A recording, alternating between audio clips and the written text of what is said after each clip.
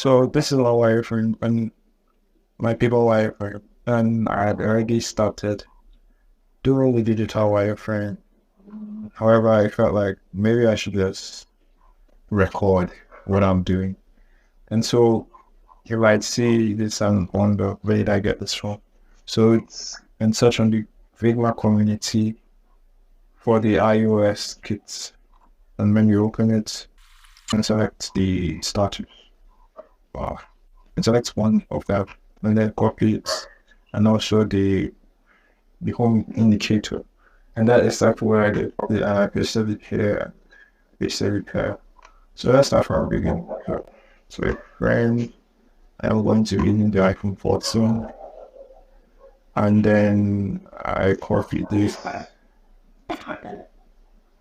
select it, and I copy,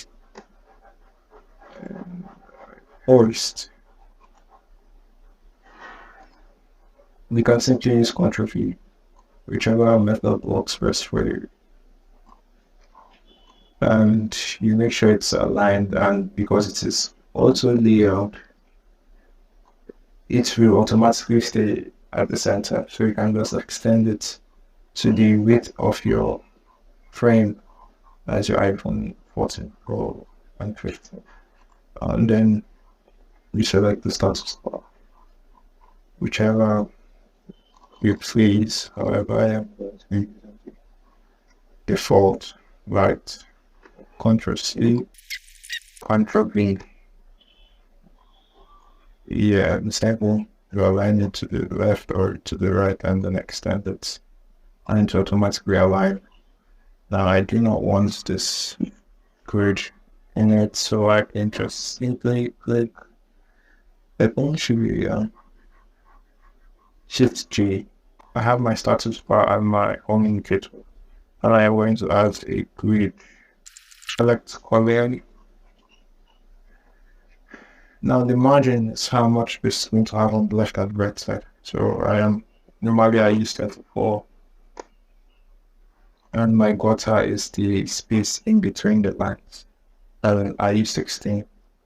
And if you notice, my everything I do is based on not 6. I can use 6, but normally I use 4. If you notice, everything I do is based on with a multiple of 4, 8. So I feel that's the best because it is divisible. And then I have my wireframe here. Okay, and also this is a style that I made. I did this because it makes your work consistent. Now look at this, you see there's the not job block ending with 900. I can't select it, it's locked. I locked it because I don't want to mess with it. So yeah, that's about that. But if I click onto the canvas, you see the neutral. And this is basically everything here. I turn it into a style. I don't know if probably because I actually learned UI first before learning UX, so I kind of like have prior knowledge of how to use Figma. Also, this is my wireframe. Now this is very complex, especially for a wireframe, so I don't know how I'm going to do that yet. However, I am going to start by just giving the basic layouts. It's kind of, I don't want it to be trivial, so I'm going to go for a plugin. You see the icons, that is the icons that I use. So the free. So first thing I see is the menu. Check everything here. There's the menu and then there's the card. So I select that. Then align it, and then there's the next beside it, so on the other side of the card. And then I'm about to, what I usually do is that I select everything and I hit Ctrl Shift to lock everything. And I'm going to do that because sometimes they might just select and you actually select what is inside. And you don't want to do that, but yeah, I have locked it all of it. Okay, so okay, and then you can And then we shift A to create another layout so that I'm going to call it header. And then if you notice, remember for our grade system, the gutter from the margin was 24. So we are going to set this to 24. Right? And then here, and are you seeing what's going on now? Why isn't this card following it and basically adjusting to it? Because spacing in between is fixed. This is like a fixed width. So if I do it, the balance is going to reduce. But the smartest thing to do is to set them auto not auto layout timing. So that means if it increases the spacing in between these two elements, that is the menu and the cart will increase. So then I reduce it and also reduce. Now, if you want to make this reactive, you are going to set it to we are going to set the constraints. I don't know why constraints aren't frame, but I guess I know why it's not frame because it is not in this frame. Okay, so let me name this home page. And this is the header. It's not actually in the home page, so I am going to drag it and place it below the status bar. And now you see the constraints. Voila. So yeah, so then you select it select on, right? Do the same for this guy too, because on default they are usually set to let me show you what actually happens when it is not set. Now I have set the header, which is this menu and the card, so it should adjust as I adjust it. You see that? Now I am going to set this to the left and the right, and this guy to left and the right, and bottom. This is bottom because it's on bottom side, and this should be top. The half is top. Okay, our mouse. Now I have a color set. I have a color already that I have in mind. I don't like using black because normally if you select any of this, it's normally black. That's 000. Now this is the selection colors. Now I have selected this layout, this auto layout that contains this menu and this cart. Now the colors that are used for these two items is black. Now I don't want it to be black because the contrast will be very much and it can cause problem with the eye if you stare on it for too long. So I am going to select one of the colors I have already.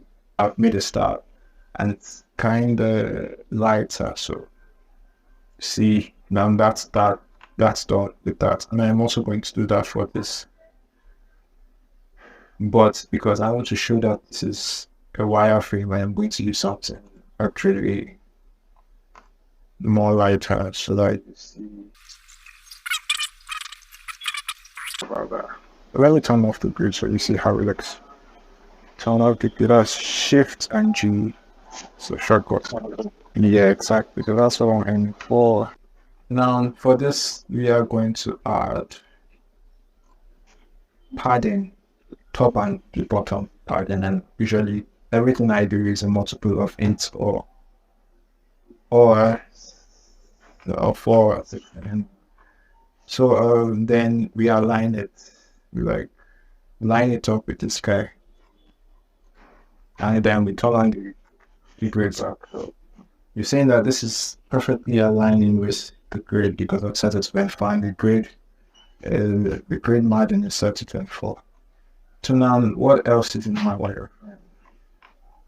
And if you check this out, what I actually want to be, let's say a user comes into the and they have already made an order and they have scheduled it for pickup. The first thing they want to see is actually how much time is left in the order that they made.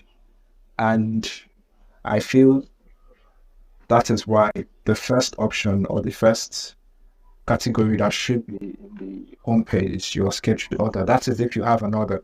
However, if you don't, you can then see maybe categories like drinks, confectionery, and other things, and then you can see your recent orders. So that's basically what I'm going to do. Now this loyalty is like something that shows how much you have ordered, so that you can know, maybe you can get discounts or something like that. So that's gamifying the experience. So you just schedule orders. So first of all, I'm going to draw a frame. Now with the help of this grid, this one's lap. You see that? And then we are going to fill that frame. Select one of the colors. And then to make it more fine and it's more minimalistic, I'm going to add radius. Yeah, that looks very okay. And then we add text. So T for text. Select.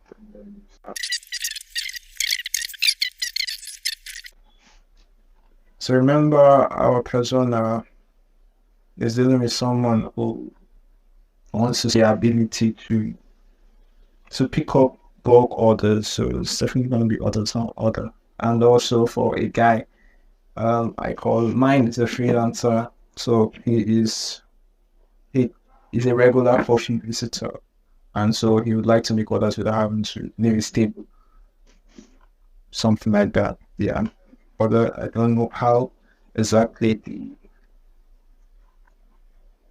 the layout inside there would be. So only something like a circle, and select the color. So I am going to set my font size to 16. Basically, I use everything that is multiple of it. Everything might be. So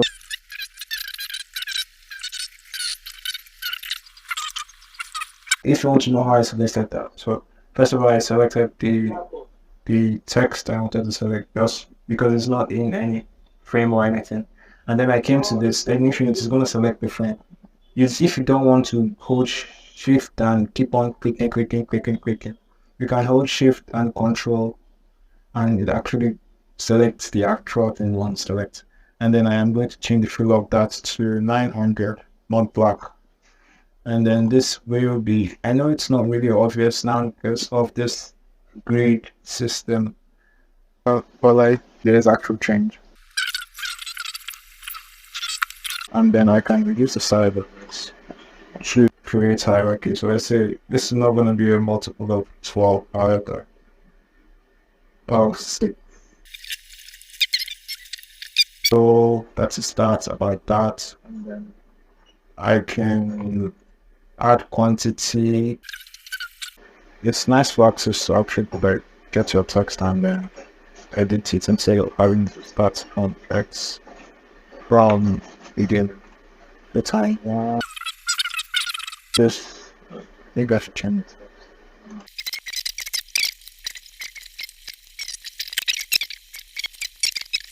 We are going to do this up. So select those two items and then shift A.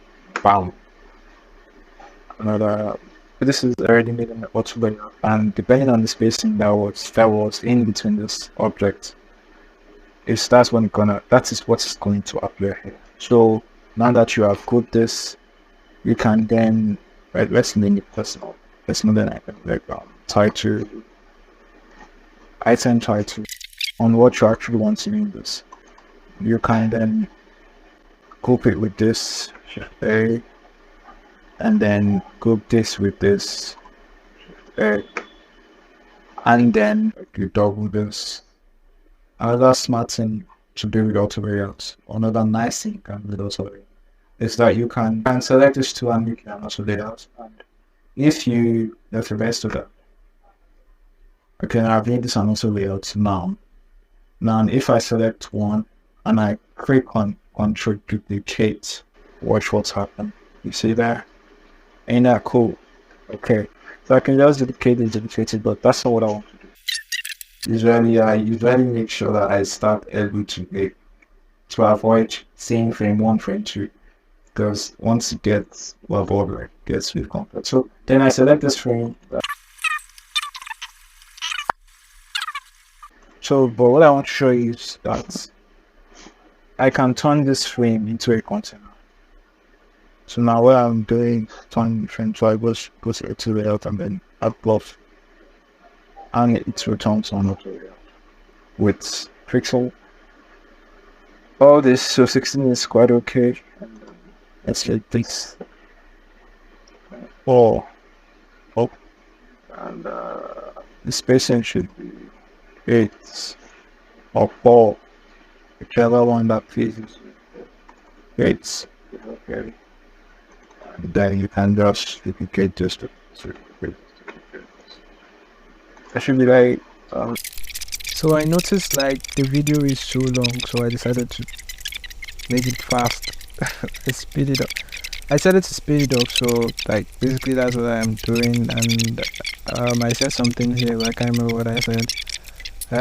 Okay, and blah blah blah blah blah. And what about what others buy? Yeah, I decided to add, and I actually decided to add the X now. An item name, and I'm playing with order layout, and then I added recent order, and then I forgot to add the navigation.